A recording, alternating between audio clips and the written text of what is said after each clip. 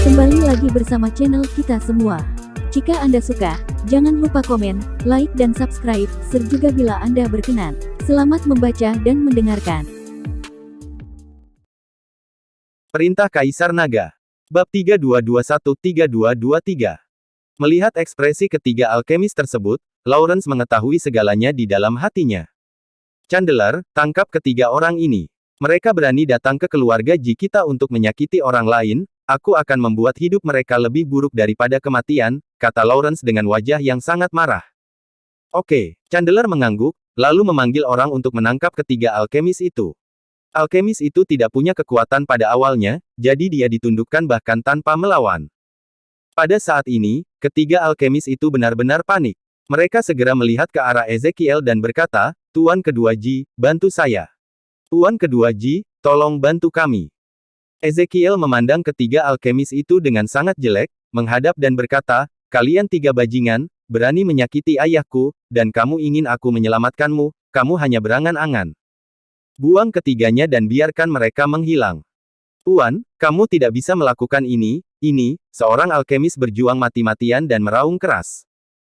Namun sebelum dia selesai berbicara, tiba-tiba Ezekiel melambaikan tangannya, dan nafas langsung menembus dada alkemis tersebut, pada akhirnya alkemis tersebut meninggoy bahkan tanpa menyelesaikan kata-katanya. Melihat teman mereka sudah mati, dua alkemis yang tersisa tercengang. Kemudian dengan wajah marah, mereka mengutuk Ezekiel, kamu orang jahat, semua yang kami lakukan ini semua karena kamu. Kami sekarang akan memberitahu semuanya, dan kamu sebenarnya. Bang bang. Ekspresi Ezekiel berubah drastis, dan dia segera mengayunkan dua telapak tangannya, menghajar dua alkemis yang tersisa sampai mati. Melihat Ezekiel memukuli tiga alkemis sampai mati, wajah Lawrence menjadi sangat jelek. Saudaraku, jangan dengarkan omong kosong orang-orang ini. Mereka hanya mengatakan omong kosong. Meskipun saya membawa ketiga orang ini, saya tidak tahu bagaimana mereka mendiagnosis dan merawat ayah. Saya tidak tahu keterampilan medis apapun. Ezekiel buru-buru menjelaskan kepada kakak tertuanya. Meskipun dia dengan sepenuh hati ingin menggantikan Lawrence dan mengambil posisi kepala keluarga, sekarang bukan saat yang tepat. Dan dia harus menanggungnya dan menunggu waktu yang tepat. Lawrence memandang Ezekiel, amarahnya sudah membara, ia tidak menyangka adiknya berani melakukan sesuatu untuk membahayakan ayahnya. Hanya saja Lawrence belum bisa berbuat apa-apa, setidaknya di depan ayahnya. Tuan Chen, ini konyol. Saya ingin tahu apakah Anda benar-benar dapat menyembuhkan penyakit ayah saya. Setelah Dave membeberkan ketiga alkemis tersebut, sikap Lawrence terhadap Dave juga banyak berubah. Jangan khawatir, Tuan Ji. Karena saya berani mengatakannya, pasti tidak ada masalah. Hanya saja ramuan yang saya butuhkan sulit ditemukan, kata Dave percaya diri. Jangan khawatir, Tuan Chen. Kami memiliki klinik medis di Kota Biru dan Kuning, dan ada ahli pengobatan yang bertanggung jawab. Dia memiliki semua jenis bahan obat, kata Lawrence. Dave mengangguk, lalu menulis resep dan menyerahkannya kepada Lawrence. Lawrence mengambil resep itu dan melihatnya, lalu memberikannya kepada Chandler dan berkata, Chandler, kamu segera pergi dan ambil obatnya sendiri sesuai resep. Baik, ayah. Chandler mengambil resepnya dan pergi. Ezekiel, kamu tidak ada urusan sekarang. Tolong bawa anak-anak pergi dan biarkan ayah sendirian dulu. Lawrence berkata pada Ezekiel. Oke. Ezekiel tidak berani berkata apa-apa dan langsung pergi bersama anak-anaknya. Tepat setelah Ezekiel dan yang lainnya pergi, Lawrence memandang Julian dan berkata, keponakan, kamu bisa melihat baik-baik kakekmu sekarang. Julian mengangguk, lalu menjatuhkan dirinya ke tempat tidur, dengan air mata mengalir. Keluar dari matanya tak terkendali. Orang tua yang terbaring di tempat tidur sepertinya merasakan sesuatu dan membuka matanya dengan paksa, tetapi hanya membukanya sebentar, menatap Julian, dan menutupnya lagi. Karena lelaki tua dari keluarga Ji benar-benar terlalu lemah saat ini. Jika bukan karena Dave, lelaki tua dari keluarga Ji mungkin tidak akan mampu bertahan hari ini. Keponakan, biarkan kakekmu beristirahat. Lawrence menarik Julian, lalu berkata kepada kedua putrinya, Matilda, Malia, kalian berdua ajak adik keenammu dan yang lainnya untuk beristirahat. Jangan main-main lagi. Ayah, jangan khawatir, kami tidak akan pernah melakukannya lagi, kata Matilda dengan malu. Matilda dan Malia memimpin Julian dan yang lainnya keluar dari kamar lelaki tua itu. Namun saat dia berjalan ke halaman depan, dia tiba-tiba dihentikan oleh Mirabel. Saya melihat Mirabel memegang pedang panjang di tangannya, dan berkata kepada Matilda dengan agresif, "Kamu jalang, apakah kamu berani bersaing dengan saya?"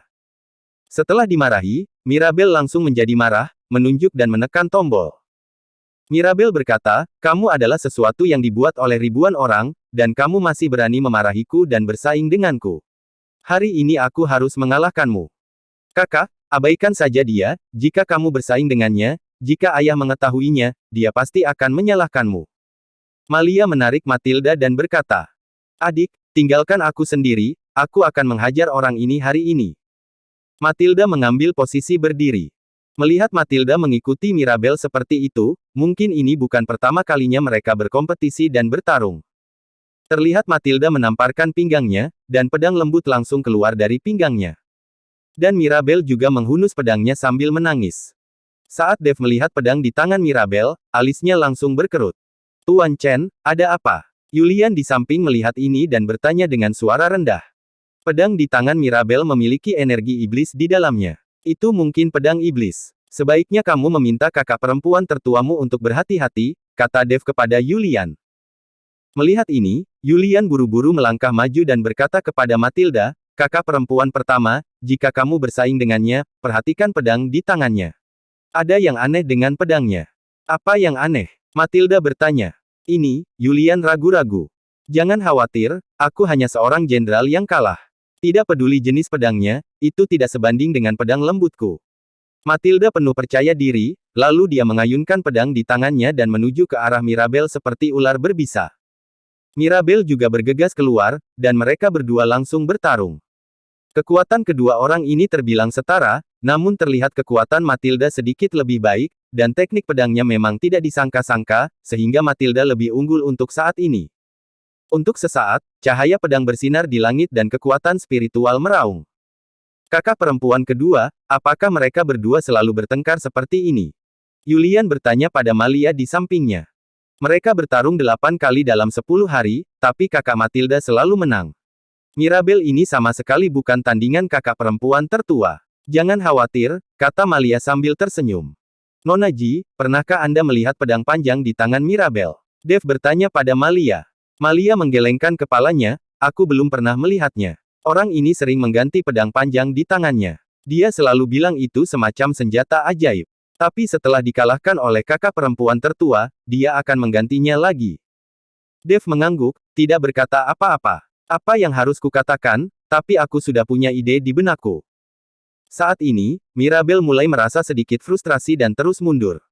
Sebuah cibiran muncul di sudut mulut Matilda dan dia berkata, "Jenderalku yang kalah, hari ini tidak sama." Tepat ketika Matilda mengangkat pedangnya, cahaya merah tiba-tiba menyala di mata Mirabel, dan kemudian cahaya panjang pedang di tangannya mulai bersinar. Ribuan cahaya pedang ditembakkan, seperti badai dahsyat, menuju ke arah Matilda. Matilda melangkah mundur, dan pedang lembut di tangannya bergetar sedikit di udara, mengeluarkan suara mendengung, lalu mengayunkan bunga pedang. Cahaya pedang dan bunga pedang bertabrakan, memancarkan cahaya terang. Pada saat ini, pedang panjang di tangan Mirabel sepertinya memiliki kesadaran, dan semburan kabut hitam memancar secara langsung, membungkus pedang panjang itu, dan roh pedang keluar dari pedang panjang itu. Matilda belum pernah melihat pemandangan seperti itu sebelumnya. Dia tertegun sejenak, dan roh pedang secara otomatis mengayunkan pedangnya dan mendatangi Matilda untuk membunuh. Apa itu? Mata Matilda penuh ketakutan. Dia melihat pedang panjang yang terbungkus kabut hitam, secara otomatis menyerang ke arahnya, dan wajahnya tiba-tiba menjadi pucat. "Kakak," Malia tidak bisa menahan diri untuk tidak berteriak saat melihat ini. Ketika Dave melihat ini, dia segera menggunakan cambuk ajaib, menyerahkannya langsung kepada Yulian, lalu mengedipkan mata ke Yulian. Yulian langsung mengerti dan langsung berteriak, "Kakak perempuan pertama, gunakan cambuk ini untuk menyerang." Yulian melemparkan cambuk ajaib itu langsung ke arah Matilda. Matilda bahkan tidak punya waktu untuk bereaksi, jadi dia meraih cambuk ajaib di tangannya.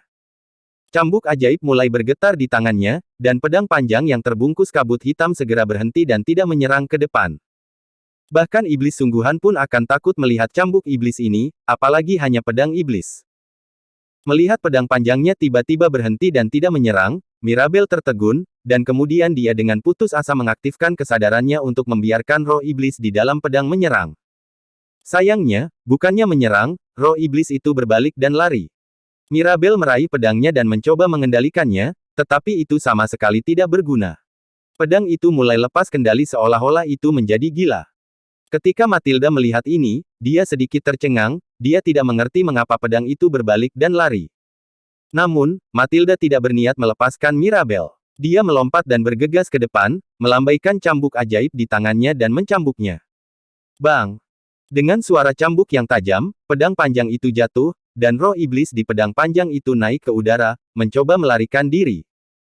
Ketika Dev melihat ini, dia segera bergoyang dan mengejarnya. Pedang pembunuh naga di tangannya memancarkan sinar cahaya dan kekuatan hisap yang besar, menyedot roh iblis langsung ke dalamnya. Roh iblis ini juga merupakan jenis roh pedang, jadi jika itu dihirup ke dalam pedang pembunuh naga, itu dapat membuat roh pedang Zhongli di pedang pembunuh naga pulih lebih cepat. Tanpa pedang panjang, Mirabel bukan lagi tandingan Matilda, ia dicambuk 2 kali oleh Matilda dengan cambuk ajaib di tangannya. 2 bekas luka tertinggal di kulit seputih salju. Matilda, Jalang, tunggu aku. Setelah mengatakan itu, Mirabel segera kabur. Matilda tidak mengejarnya. Bagaimanapun, dia adalah sepupunya. Tidak mungkin Matilda benar-benar membunuhnya. Sekarang, beri dia pelajaran dengan 2 cambuk.